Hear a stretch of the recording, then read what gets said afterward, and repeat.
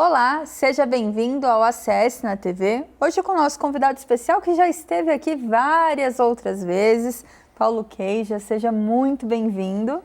Júlia, é um prazer estar aqui com vocês e agora falar da minha empresa, né, do meu sócio, porque normalmente eu vou falar sobre a BRH, falar sobre o comitê, né, de RH da própria instituição e falar um pouquinho sobre o nosso trabalho, que é bem legal também. Então é um prazer estar aqui. E diretor de recursos humanos, que tem uma sigla... uma sigla chique. Super elegante, sim, né? Sim. Como que é? Que essa eu nem consigo traduzir. CHRO, CHRO, né? Que é o Chief Human Resources Office, né? Que seria a função do chefe eles chamariam chefe, né? Chefe de RH, né?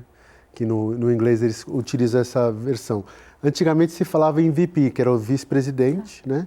E hoje utiliza essa nova colocação. Porque aí você faz um outro posicionamento. A palavra chief lá tem um significado, para a gente chefe tem outro. Sem dúvidas. Né? Poderia ser aqui líder de.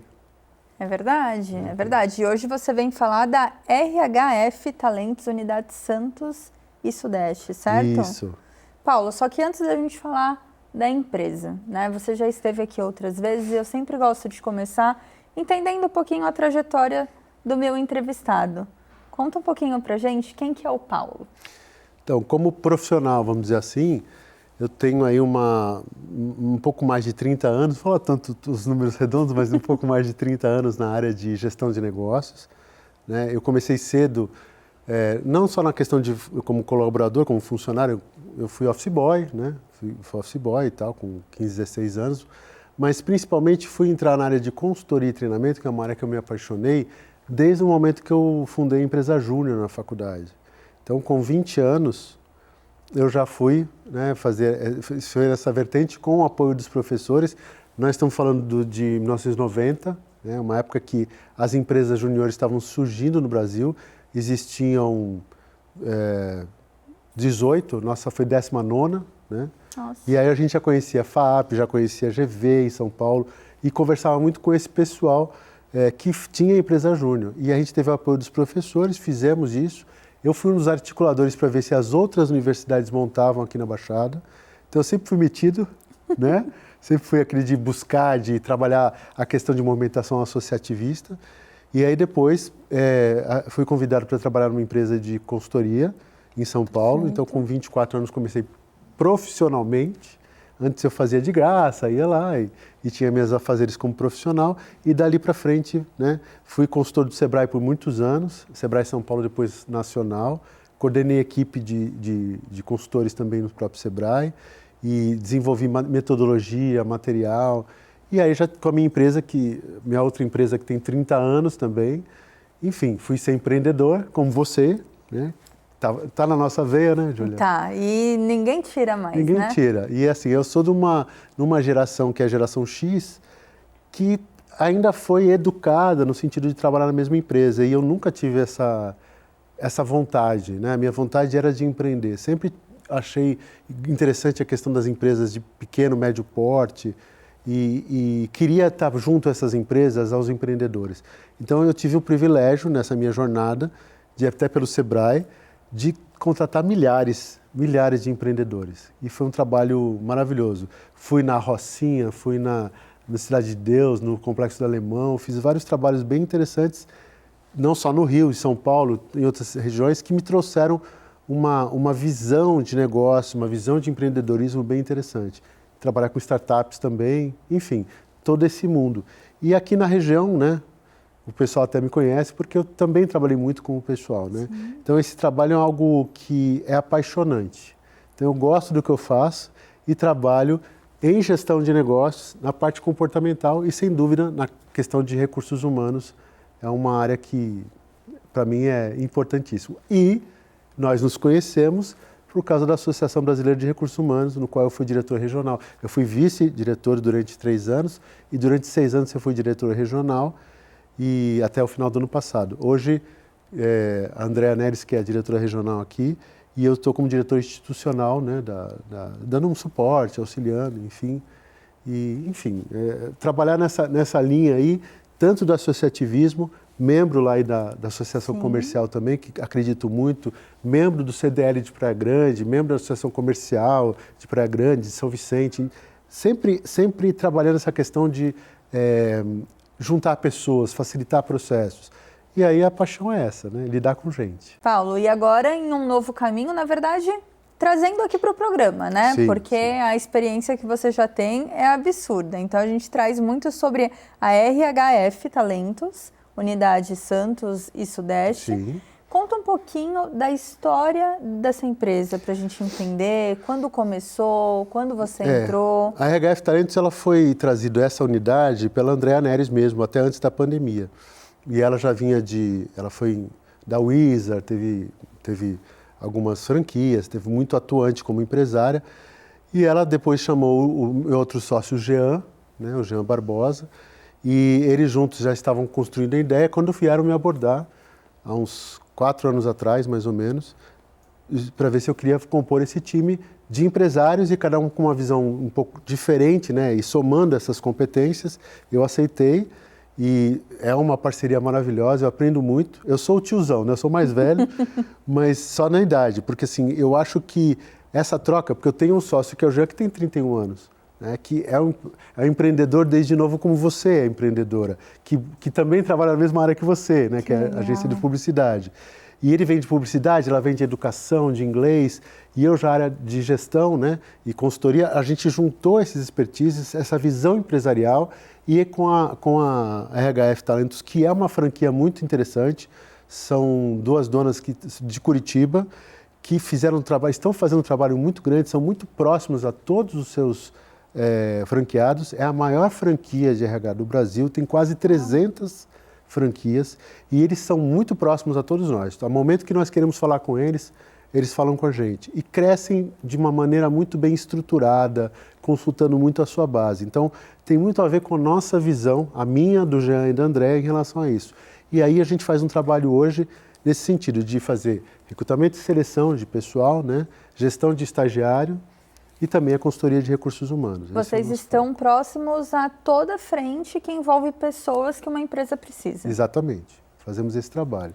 E aí são as coisas dos diferenciais que a gente procurou como empresário. Primeiro que a gente conhece muito a dor do empresário, né? E hoje, quem faz diferença na empresa? São as pessoas. Sem dúvida. Quem dá resultado. Você tem uma empresa de serviço, mesmo que não tivesse, né? Até para você fazer uma inteligência artificial funcionar, quem está por trás dela para programar, para utilizar a inteligência artificial. Então você tem gerações hoje, quase 5 gerações dentro de uma empresa, porque a Alfa está entrando agora nas empresas com menor aprendiz. Então você tem uma diversidade maravilhosa, que muitos veem como problema, não vejo como problema. É uma maneira de lidar com essas diferenças de geração e complementariedade, é complementar, fazer com que você possa, com essas diferenças, somar, né? E aí você tem resultados espetaculares. Então, nosso papel aí é trabalhar nesse sentido, seja com as pessoas na visão do PCD, na pessoa com deficiência, seja a questão de neurodivergência, que eu já estudo bastante e a gente trabalha isso lá dentro, e de TDAH, de superdotação, do TEA. Como é que você traz essas pessoas? Como é que a gente faz parcerias com aquelas instituições que preparam, né, uma PAI da vida, né, uma gota de leite, seja, instituições que possam trazer essas condições de expertise que eles têm para que a gente traga a nossa para fazer essa ponte entre empresa e colaboradores e fazer inserção, né? E aí uma coisa maravilhosa aqui que nós 3 temos, porque, por exemplo, o Jean começou no Rotary bem novinho, é de inserir os jovens, cidadania. Isso faz toda a diferença. Toda a diferença. E, Paulo, eu vou até aproveitar e vou para os intervalos, porque eu acho que quando a gente entrar nesse ponto de jovens, aí a gente vai o programa inteiro, viu? Então, obrigada pelas respostas e continue aí nos assistindo que a gente já volta.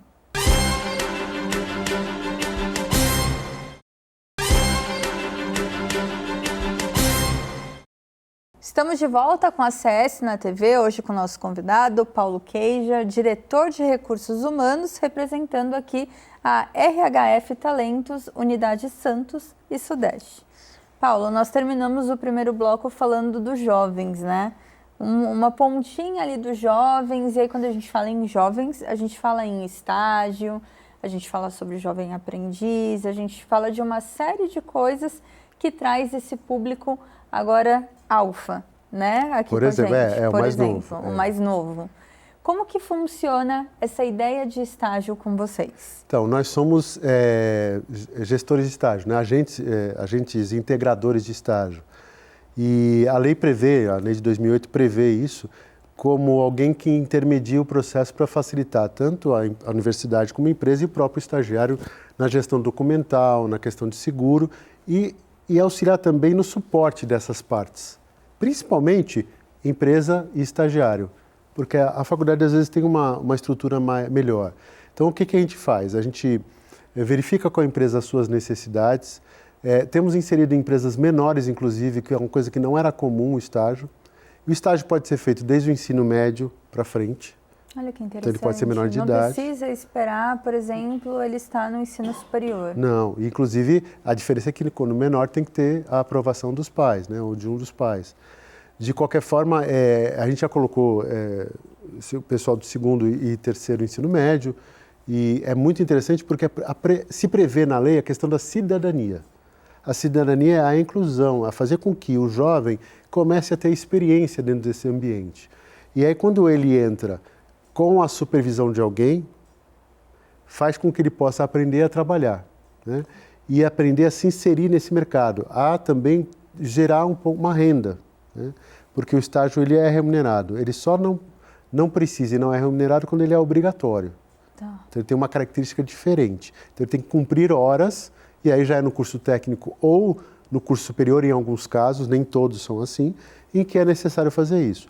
A partir daí, quando você fala assim, eu quero colocar um ou mais estagiários na empresa, a gente orienta de como fazer isso, como receber esse estagiário, como se descrever um perfil desse estagiário, que é importante, porque você não pode exigir experiência, mas você pode dizer assim, eu preciso de um perfil que seja mais próximo à minha realidade. Se ele não tiver essa proximidade, não dá muito certo. Então, a gente ajuda até a traçar esse perfil.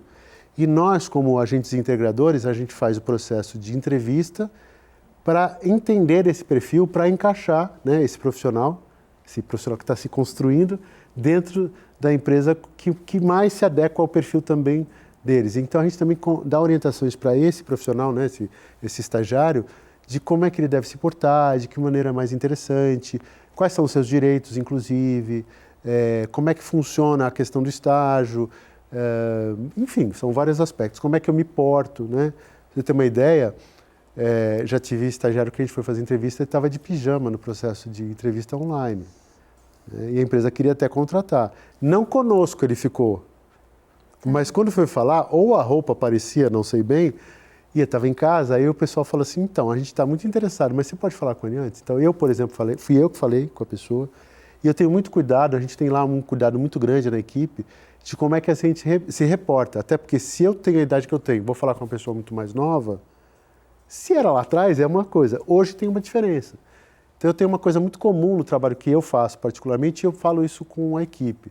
Eu, Paulo, uso muito humor, eu uso muito o carinho, eu sou muito carinhoso, né, ao falar. Tanto que o pessoal que trabalha comigo abraça e tal, porque sente esse carinho. Sim. Eu falo, o carinho, ele tem um carinho na voz, porque se você faz isso online, você pode deixar muito claro a pessoa ficar mais à vontade, até na entrevista, no processo. Então, o nosso processo ele é humanizado no sentido das relações, no estágio, no recrutamento e seleção. E como estágio, é muito comum a pessoa nova estar muito insegura no processo. Então, até as dúvidas que tem e o que pode ser passado para que essa pessoa vá para uma entrevista, seja online ou presencial, com o cliente, de uma maneira mais tranquila, né? Para que possa mostrar aquilo que tem vontade. Entender se dá match. Eu falo muito assim, tem que dar match, cara. E tem dentro da empresa e a pessoa que vai entrar, né?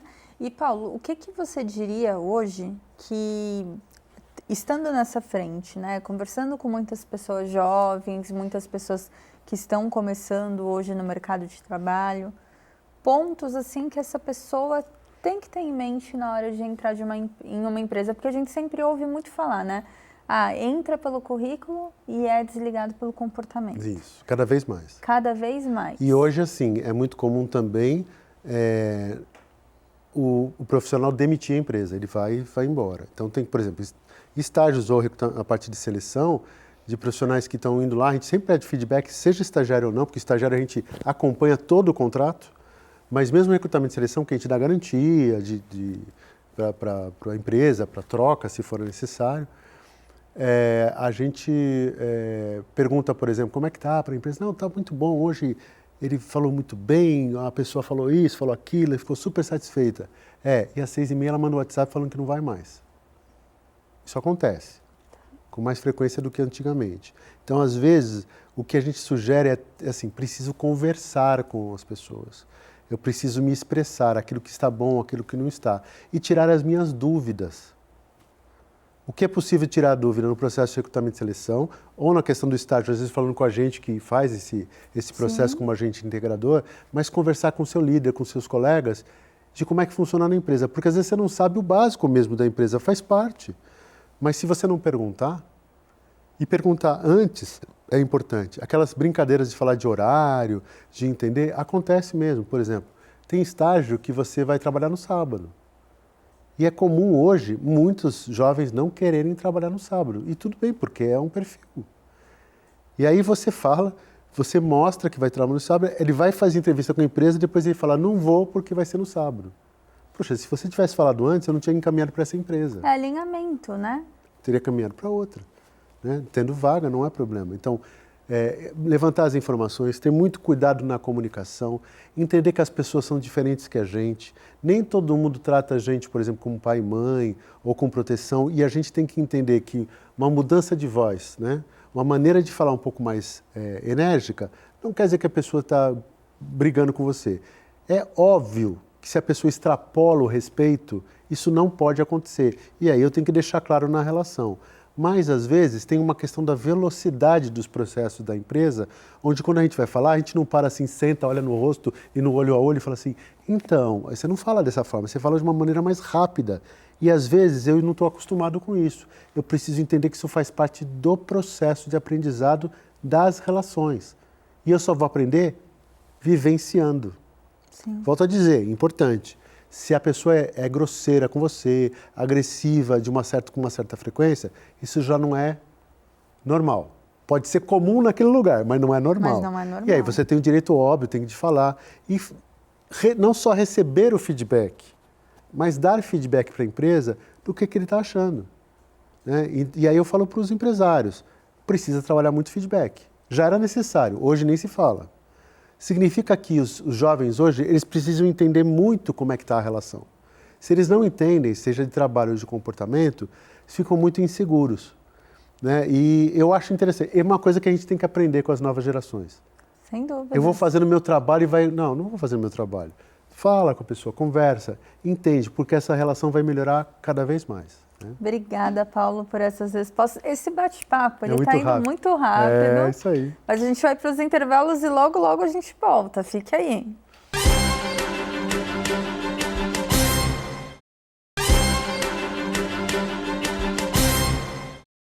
Estamos de volta com a CS na TV, com o nosso convidado, Paulo Queijo, diretor de Recursos Humanos. Paulo, agora conta um pouquinho para a gente, principalmente para o empresário que está nos assistindo. Qual a importância de ter um RH consultivo dentro da empresa dele? E você havia comentado também que existe um formato também de terceirizar esse RH. Sim, na verdade, a gente tem falado muito do RH estratégico, né? As empresas maiores têm mudado isso aqui na nossa região, ainda com uma velocidade um pouco menor, até para entender o que é estratégico. Um RH estratégico é aquele que está ligado na estratégia da empresa e na visão mais macro. Às vezes, nas empresas menores, nem o próprio empresário tem essa visão tão bem construída. Aí ele tem gente que trabalha no RH. Às vezes tem uma estrutura para ter um RH. Às vezes ele tem alguém administrativo que faz essa parte. E lembrando que RH não é só a parte de departamento pessoal, que é a parte que é obrigatória, que eu tenho que ter folha de pagamento, estrutura, que eu estou ligado a uma contabilidade às vezes. É cuidar do desenvolvimento dessa equipe, da recrutamento e seleção, descrição de função, avaliação de desempenho, treinamento e capacitação, né? Fazer com que as pessoas se desenvolvam dentro daquilo que a empresa tem como estratégia. E até que perfil que eu quero dentro da minha empresa na hora que eu vou contratar. Porque senão eu fico naquele de contratar e não tenho gente adequada ao que eu preciso, né? E entender como é que é a minha cultura, como é que eu funciono, para que as pessoas também se adequem à questão comportamental. O RH hoje pode ser terceirizado, sim. A gente faz esse trabalho dependendo do tamanho da empresa, de fazer aquilo que é possível, né, na sua estrutura e necessário para o seu crescimento ou para o seu desenvolvimento, né, mesmo que seja do mesmo tamanho. Então, a gente pode fazer a terceirização não só do recrutamento e seleção, mas a questão também de avaliação de desempenho, de acompanhamento de equipe, de formação de líderes. Tudo isso é possível fazer. E, às vezes, é possível fazer de uma maneira que não seja tão custoso para a empresa. Sim. Até porque se você faz um trabalho que pode durar por um período específico, né? E as empresas que já têm um RH, dependendo do seu tamanho, é muito comum elas terceirizarem alguma coisa que não seja o principal que ela faz, né? Nós costumamos falar assim, tem que ser o seu core business. Qual é o seu negócio? O seu negócio é marketing, tal. Eu estou num tamanho, de repente, que já cabe ter alguém que me ajude na estruturação. Tá, mas ela não vai conseguir fazer tudo. Então, eu fiz um diagnóstico, eu peço alguém para fazer um diagnóstico e faço um cronograma. E em cada momento desse, nós temos profissionais que podem te ajudar a estruturar o cronograma e fazer isso acontecer dentro do teu negócio, dentro da tua visão. E nós, inclusive, ajudamos até a colocar isso na questão estratégica. Então, a gente parte da questão estratégica para direcionar, né, o que eu quero do meu mercado. E o pessoal acha que RH só pensa na pessoa pela pessoa.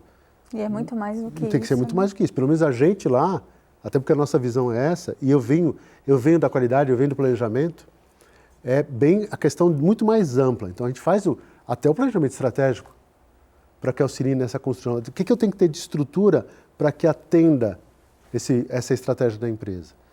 Então esse é um foco importante. E Paulo, quais são os principais planos de vocês para os próximos anos de expansão, de trazer a frente aqui cada vez mais forte para a região? O que vocês têm pensado de diferente? Essa pergunta é ótima, né? Porque a gente tem feito as nossas reuniões e nossos planejamentos. Planejamento 2026 já está aí, sim, né? Sim, sim. A gente vai na convenção, inclusive, agora, aliás, a convenção agora, nesse momento da própria franquia, e não só o que a franquia pensa, porque é uma coisa maior, né? Muito maior. Mas o que você franqueado pensa e você empresário pensa no que fazer. Nós temos muito claro o que a gente quer dentro da empresa, porque todos nós fazemos isso nas nossas empresas individuais, né? E também dentro da nossa estrutura. Cada vez mais fazer essa aproximação das empresas e no sentido de valorização das pessoas. Você tem, por exemplo, uma necessidade de uma adequação a uma NR1, que é uma norma de saúde mental, que é o que tem agora para o ano que vem, que é a questão de avaliação psicossocial. Isso é uma questão de, não é que eu tenho que me adequar a uma norma, eu tenho que pensar em que eu tenho que cuidar da saúde mental dos meus colaboradores, porque eles vão fazer as coisas acontecerem ou não, eles vão ser engajados, vão querer ficar na minha empresa ou não. Isso não depende de tamanho, depende da forma como eu trabalho, como eu envolvo esses colaboradores. Claro, pode ser que ele tenha um momento que ele chegue num nível estrutural que ele queria ganhar mais e tal, a minha empresa não comporte isso. Mas até onde foi, ele fez o que... A troca foi positiva para a gente, né? Então, a partir do momento que a gente tem essa visão como empresário, nós estamos trazendo várias ações, né? Na questão de até criar ações de ideatons, que é a ideia de trabalhar projetos de RH para que as empresas se desenvolvam, então fazer eventos nossos para isso, da gente também cada vez mais aproximar a questão das pessoas com deficiência de vários níveis, sejam neurodivergentes ou não, para as empresas e ajudar no processo seletivo e de gestão Sim. dessas pessoas dentro da estrutura, porque até agora você vai percebendo o seguinte, são pessoas atípicas. São pessoas atípicas, talvez. No futuro, talvez o atípico seja o típico de hoje. Com certeza. O comum hoje Com certeza. são pessoas chamadas que não têm uma neurodivergência. Será que não tem? Então, como é que a gente trabalha a questão das diferenças? As diferenças de gerações, as diferenças de idade, as diferenças a questão de adequação de gênero. E no caso do gênero não é uma diferença, e sim da característica de gênero e o que isso pode agregar. A questão do aumento da mulher. Desde a BRH eu já fazia isso. Né? Então, todo o nosso trabalho é para trabalhar com pessoas, e nosso projeto é esse. Então, fazer inclusão, fazer com que as empresas sejam mais humanas e que o resultado aconteça de forma natural na empresa, de acordo com as estratégias. Então, o nosso trabalho está bem direcionado nesse sentido, trazer projetos nesse formato. E Paulo, isso é muito bom ouvir, porque faz muita diferença, né? Muita diferença nas empresas, muita diferença com os profissionais que estão chegando, com esse novo momento que a gente passa, essa visão ampla, holística, de uma forma 360 é importantíssimo. E para a gente finalizar o nosso programa hoje, que passou voando, queria que você deixasse uma mensagem para quem está nos assistindo, seja ele empresário, seja ele, por exemplo, alguém que está começando no mercado de trabalho, sempre falo que é o que tocar seu coração. Que tocar seu coração. Você sabe que eu falei num encontro até da BRH, né? Aliás, quando eu passei a bola para a atual diretora regional, eu falei assim, vocês têm que ter em mente na parte de gestão de pessoas que o nosso trabalho é tocar a alma das pessoas dentro das organizações, de uma maneira que a gente possa demonstrar que são pessoas de valor, todas têm o seu valor. E quando a gente auxilia essas pessoas a entender esse valor, a gente ajuda a construir ou a fortalecer o seu propósito. Eu acho que um primordial é que às vezes a gente fica desesperado querendo achar que o nosso propósito é ser um Gandhi da vida, né? Se fosse assim, não teria outras pessoas, né? Eu acho que uma das coisas que a Bruna Lombardi, que tem aquela comunidade da felicidade, diz é que o ato mais egoísta é o ato de ajudar o outro. E quando a gente percebe que a gente tem essa condição de, como ser humano, fazer as coisas para que a gente auxilie o outro a crescer, naturalmente a gente cresce. E para mim isso invade o ambiente empresarial. Então, quando a gente faz isso com os colegas, com as pessoas, com as nossas pessoas, equipes, e com colegas empresários, numa associação comercial, por exemplo, que a SESC Jovem faz isso muito, você está lá na função, no momento, de repente, você não está naquela função, né? Fazer com que a gente possa colaborar e crescer. Então, colabore com o seu colega, doce o teu melhor, o teu melhor. Eu não preciso ser o melhor dos melhores. Eu acho que a gente não tem que ficar obstinado por ser o melhor profissional de todo. Isso está trazendo muita doença às pessoas. Então, esteja bem com você mesmo, faça o seu melhor, tendo qualidade de vida, que tanto você como profissional vai encontrar o seu caminho e vai crescer como profissional, uma organização, como empreendedor, como você como empresário, diretor, você vai dar espaço para que as pessoas possam crescer e valorizá-las como elas são, para que elas contribuam na empresa e façam a diferença no mundo. Eu acho que é por aí. Perfeito. Muito obrigada, Paulo, pela sua participação. Foi incrível, mais uma vez, estar com você. Obrigado, eu que agradeço. E muito obrigada a você que nos assistiu e até o próximo Acesse na TV. Tchau, tchau.